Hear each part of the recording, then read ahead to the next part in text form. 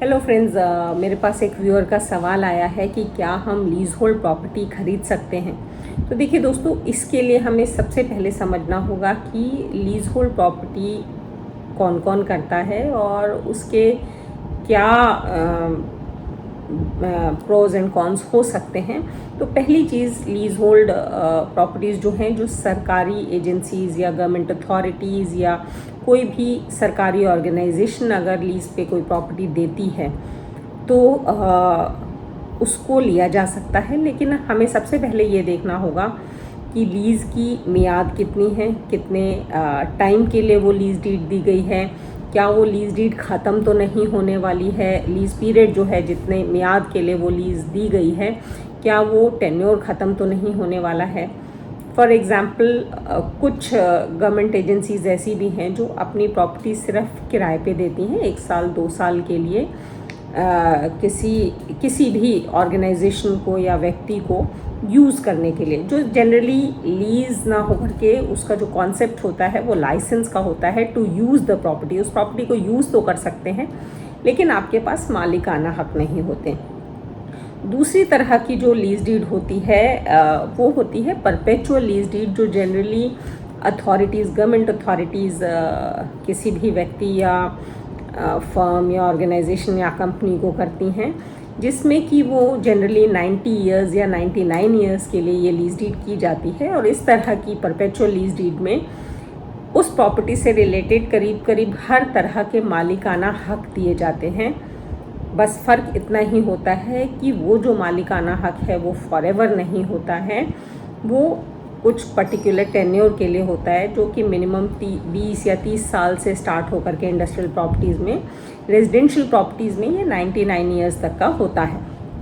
और ये जो लीज डीड्स होती हैं ये प्रॉपर्टी में करीब करीब आपको पूरी तरह का मालिकाना हक देती हैं, सिर्फ विद अ कंडीशन कि जब आप इस प्रॉपर्टी को बेचना चाहते हैं तो आपको ट्रांसफ़र परमिशन लेनी पड़ती है उस अथॉरिटी से, या फिर आप इस प्रॉपर्टी को कहीं गिरवी रख करके लोन लेना चाहते हैं, मॉर्गेज करना चाहते हैं, तो आपको परमिशन टू मॉर्गेज उस अथॉरिटी से लेनी पड़ती है।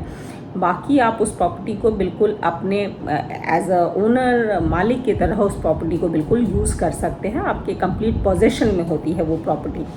तो इस तरह की प्रॉपर्टीज़ को बिल्कुल ख़रीदा जा सकता है। आपको देखना ये होगा कि जब आप ख़रीद रहे हैं तो ऐसा ना हो कि उस प्रॉपर्टी का लीज़ पीरियड ही ख़त्म होने वाला है।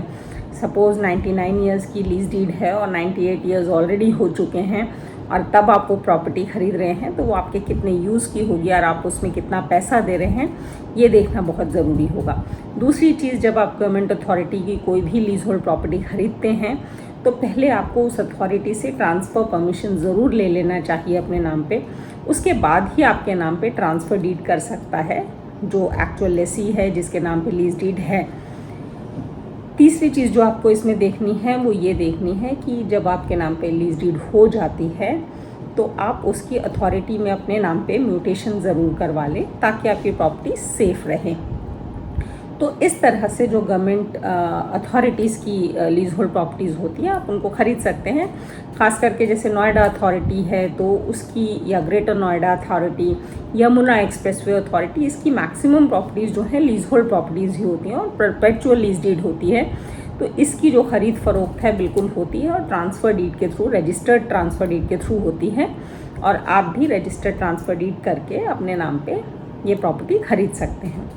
वहीं जहाँ पे किसी प्राइवेट व्यक्ति या प्राइवेट ऑर्गेनाइजेशन ने किसी को लीज डीड दी हुई है तो वो बेसिकली एक तरह की किराएदारी होती है जिसमें टर्मिनेशन क्लॉज भी होता है, यानी कि वो जब चाहें इस किराएदारी को ख़त्म कर सकते हैं 1 महीने या 3 महीने के नोटिस पीरियड पे, जिस तरह का क्लॉज है उस लीज डीड में।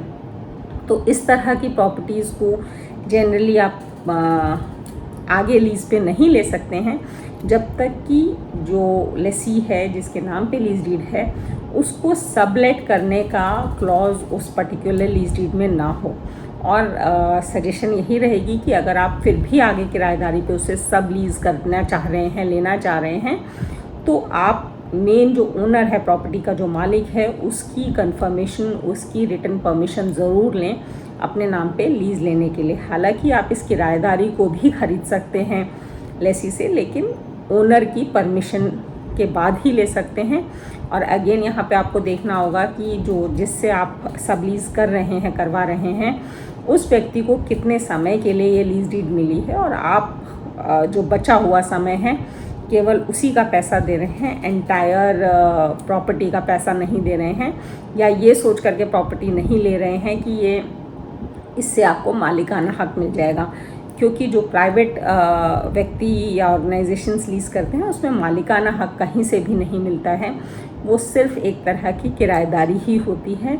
यानी कि आप उस प्रॉपर्टी में किराएदार की तरह बैठ तो सकते हैं लेकिन आप मालिक नहीं बनते हैं।